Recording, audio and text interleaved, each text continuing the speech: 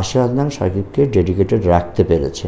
সবাই চেষ্টা করলে সবাই পারবে, আমি চেষ্টা করছি। মেনটেন করতে পারে না শাকিবকে, মেনটেন না, হ্যান্ডেল করতে পারে না। সম্পূরক প্রশ্ন হিসেবে আমি বলতে চাই বা জানতে চাই, সেটা হচ্ছে যে শুধুমাত্র আশরাফ আদনান বলেই কি শাকিব ডেডিকেটেড ছিল, বা অন্য প্রডিউসারদের সময়টা শাকিব? আমি বলতে চাচ্ছি যে শাকিব খান থাকা সত্ত্বেও সেখানে ছবি ফ্লপ হয়। তো আমি সবসময় বলে এসেছি যে প্রিয়তমা আশরাফ আদনানের জন্য হিট হয়েছে, এটাকে আপনি বিশ্বাস করেন?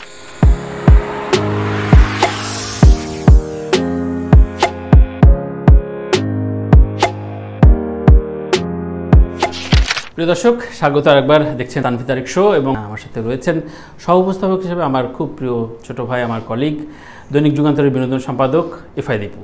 এবং আমরা আড্ডা দিচ্ছি, কথা বলছি, কথা শুনছি সফল প্রযোজক আশরাফ আদনানের সাথে। আশরাফ ভাইকে আসলে প্রশ্ন করার আমি একটু প্রথমে তোমার ফ্লোর দিতে যাচ্ছি। এনিথিং আজকে তাকে সুন্দর লাগছে, এটা দিয়ে শুরু করি আমরা। অবশ্যই তোমারও সুন্দর লাগতেছে। আচ্ছা, একটু জানতে চাই যে আপনার এই সজীব সতেজ থাকার মানে রহস্য কি? মানে মেনটেন করা, চেষ্টা করা। আচ্ছা আচ্ছা, খাওয়ার মেনু, এক্সারসাইজ, ঘুম, এগুলো একটা রুটিনের মধ্যে আনা। রাইট। এটাই। দীপু, কোনো প্রশ্ন প্রফেশনাল শুরু করবো?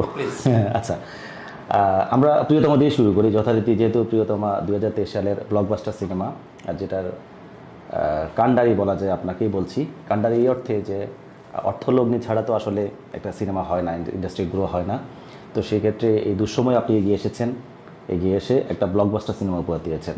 তো আমার প্রশ্ন হচ্ছে যে শাকিব খানকে সুপারস্টার বলা হয়, উনি সুপারস্টার, ঠিক আছে, কিন্তু গত কয়েক বছর আমরা দেখেছি যে কোভিড পরবর্তী বা কোভিডের আগেও যে শাকিব খান তখনও সুপারস্টার ছিল, এখনকার মতোই, যেহেতু এটা একটা সময়, নিজের সময়ের জন্য, কিন্তু তার ছবি মানে খুব একটা সফলতা আমরা দেখিনি।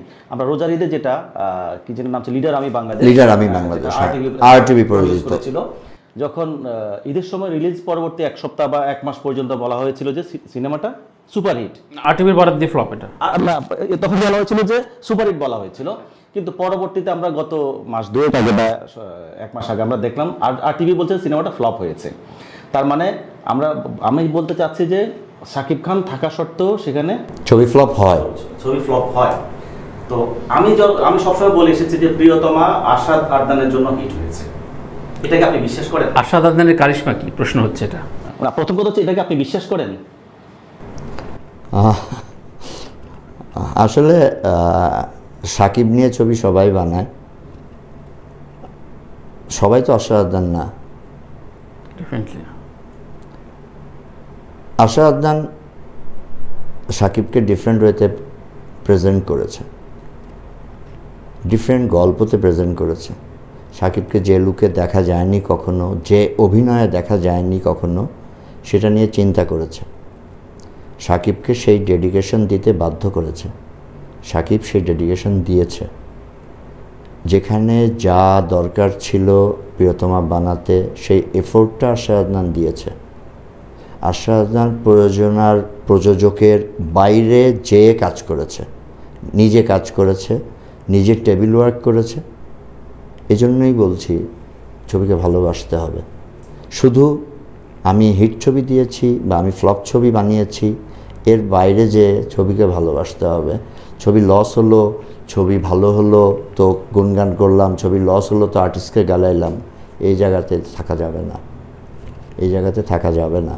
তার মানে সম্পূরক প্রশ্ন হিসেবে আমি বলতে চাই বা জানতে চাই, সেটা হচ্ছে যে শুধুমাত্র আশরাফ আদনান বলেই কি শাকিব ডেডিকেটেড ছিল, বা অন্য প্রডিউসারদের সময়টা শাকিব? না, ব্যাপারটা যদি এভাবে না আনি, শুধু আশরাফ আদনান বলেই শাকিব ডেডিকেটেড ছিল না। আশরাফ আদনান শাকিবকে ডেডিকেটেড রাখতে পেরেছে। সবাই চেষ্টা করলে সবাই পারবে, আমি চেষ্টা করছি। মেনটেন করতে পারে না শাকিবকে, মেনটেন না, হ্যান্ডেল করতে পারে না। রাইট, আমি শব্দটা ভুল বলেছি। হ্যান্ডেল করতে পারে না, কারণ শাকিব ডেফিনেটলি গুণী অভিনেতা, শাকিব মার্কেটে চলে, শাকিব ভালো অভিনয় করে, শাকিবকে দিয়ে টিকিট বিক্রি হয়, শাকিবকে দিয়ে ভালো সিনেমা বানানো সম্ভব।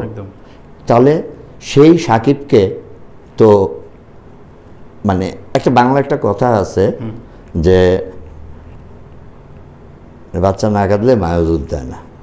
তাই না? তো প্রযোজক টাকা তখনই পাবে যখন আর্টিস্টকে সেইভাবে মূল্যায়ন করবে। সব প্রযোজকের উচিত আর্টিস্টকে মূল্যায়ন করা, যার যা প্রাপ্য তাকে সেই সম্মানটা দেওয়া এবং তাকে নিয়ে ঠিক সেরকমভাবেই কাজ করা। আমি সেটা করেছি এবং আমি বলবো আমি সাকসেসফুলি করেছি। অবশ্যই, সেটা তো দিব্য চোখে আমরা দেখতে পাচ্ছি। কিন্তু তার সাথে সংযুক্ত প্রশ্ন যে প্রিয়তমার সাকসেস রেটের প্রথম দিকে আপনারা একটা আওয়াজ এবং প্রোপাগান্ডা ছড়িয়েছিলেন, এই ধরনের কথা চলচ্চিত্র ব্যক্তির বেশ কয়েকজনের মুখ থেকে এসছে। পরবর্তীতে যখন বলা হলো বেদের মেয়ে জ্যোৎস্নার রেকর্ড ভাঙতে যাচ্ছে বা ভেঙে ফেলেছে, তখন ইলিয়াস কাঞ্চন সাহেব দুটো টিভি ইন্টারভিউতে খুব অন রেকর্ড বলেছেন যে এটা খুবই ভুল স্টেটমেন্ট এবং এটা বেদের মেয়ে জ্যোৎস্নার যে হিসেব নিকেশ তারা জানে না বলে এই ধরনের কথা বলছে। তো ওভারঅল এই বিষয়টা আপনারা মূল সাকসেস রিপোর্টটা কিভাবে কেন শুরু করেছিলেন, আদৌ কদ্দূর কী অবস্থা? এবং অনেকে বলেন যে, অনেক পরিচালক বলেন যে বক্স অফিস যেহেতু এখানে দেখা যায় না, সেখানে এইটা এভাবে না বললেও আশাদ আদনান বা আপনার টিম পারত না। আমরা তো ওভাবে কিছু বলিনি, আমরা বলেছি আমাদের কত টিকিট সেল হয়েছে। আপনি হিসাব করেন, বেদের মেয়ে জ্যোৎস্না যখন ছিল তখন কতগুলো হল ছিল, কত মানুষ ছবি দেখেছে, কত মানুষ ছবি দেখেছে। এখন আপনি হিসাবে আসেন, ফার্স্ট উইকে প্রিয়তমা 107টা হলে ছিল, 107টা হলে প্রতিদিন 4টা করে শো ছিল, কোনো কোনো হলে 5টা করে শো ছিল। প্রতিটি হলে কতগুলো সিট ছিল, সেই সিটের মূল্য কত, টিকিটের মূল্য কত, গুণ করেন, অবশ্যই হিসাবটা কিন্তু বের হয়ে যাবে। আশা আদনান বলছে না, হিমেল আশরাফ বলছে না, ভার্সেটাইল মিডিয়া বলছে না, আপনি হিসাব করেন। 107টা হল, এরপর 114টা হল, এরপর 117টা হল, এভাবে 7 সপ্তাহ হাউসফুল চলেছে। এইটা কোট আনকোট পেপারে আছে, আপনারাই লিখেছেন। এখন আপনারা যোগ বিয়োগ গুণ ভাগ করেন, করে দেখেন কত টাকার টিকিট বিক্রি হয়েছে। আশা আদনান ভুল বলছে কিনা দেখেন। অবশ্যই না, আপনার হিসাবে ঠিক তুলনার বিষয়টা অনেক না, তুলনা তো আমরা করিনি, আমরা তো কখনোই মুখ দিয়ে বলি না। তুলনা যারা করেছে তারাই বলতে পারবে কেন তারা তুলনা করছে। 107 হল, 114 হল, 117 হল, আর ওই সময় 750 হল। ইলিয়াস কাঞ্চন সাহেব তো ঠিকই বলেছেন। আমরা সেই হিসাবটা আসলেই তো জানি না। ওই সময় প্রত্যেকটা হলে কত সিট সংখ্যা ছিল তাও তো জানি না। টিকিটের মূল্য তখন কত ছিল, 30 টাকা ছিল না 35 টাকা ছিল, আর এখনকার টিকিটের দাম কত? আপনি সেভাবে হিসাব করেন তখন কত টাকার টিকিট সেল হয়েছে। তখনকার 1 কোটি টাকা, এখনকার আপনি স্বীকার করবেন এখন 4 কোটি টাকা। তো আপনি এইভাবে হিসাব করেন, তাহলেই তো তুলনা বের হয়ে যাবে। বেদের মেয়ে জ্যোৎস্নার সাথে আমি তুলনা করব না প্রিয়তমার, কিন্তু তখনকার যদি বেদের মেয়ে জ্যোৎস্না 3 কোটি টাকার টিকিট বিক্রি করে থাকে, 4 কোটি বেচে, 5 কোটি বেচে, 7 কোটি বেচে, এখন আমরা 41 কোটি বেচছি। এখন দায়িত্ব আপনাদের উপর ছেড়ে দিলাম, আপনারা মূল্যায়ন করেন। চমৎকার। একটু শুনতে চাই যে হিমেল আশরাফকে এত ভালোবাসেন কেন আপনি? হিমেল আশরাফকে আসলে ভালোবাসি না, ওর কাজকে ভালোবাসি। না, বলা যায় যে হিমেল আশরাফ অনেকটাই মানে আশাদ আদনান, ভার্সেটাইল মিডিয়া মানে ছাড়া মূলত এই এতদূর পথ স্বাভাবিকভাবে এটা তো বড় একটা শক্তি। ইনফ্যাক্ট ও তো দেশ পাড়িয়ে দিয়েছে অলরেডি। এই কামব্যাক করানোটা অবশ্যই একটা কিছু দেখেছেন, গ্লিটারি কিছু দেখেছেন। দেখেন, ওর সাথে আমার অনেক গল্প নিয়ে অনেক শেয়ারিং আছে। আমরা গল্প নিয়ে শেয়ার করি, আমরা ঘন্টার পর ঘন্টা কেটে যাই গল্প নিয়ে শেয়ার করি। কোন গল্পটা কিভাবে প্রেজেন্ট করা যায়, কোন সিনটা কিভাবে প্রেজেন্ট করা যায়, আমরা যেটাকে বলে আপনার আর্ট করি, কাগজে কলমে, পাত্র পাত্রী, ক্যামেরা কোথায় বসানো যায়, এগুলো নিয়ে আমরা কাজ করি, স্কেচ ড্রয়িং করি, আমরা কাজ করি।